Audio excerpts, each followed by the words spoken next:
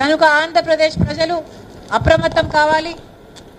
Congress party తరపు నుంచి మేము చెప్తున్నాం, రాహుల్ గాంధీ గారు ప్రధానమంత్రి అయిన రోజున మొట్టమొదటి సంతకం ఆంధ్రప్రదేశ్ స్పెషల్ స్టేటస్ ఫైల్ మీదనే పెడతానని మాటిచ్చారు. దయచేసి మళ్ళీ బీజేపీ ట్రాప్లో పడకండి.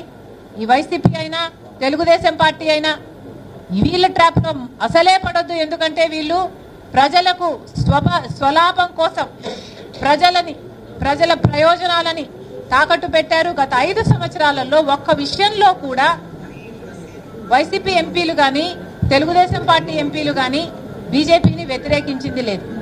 ఎందుకు అని అడుగుతున్నాం.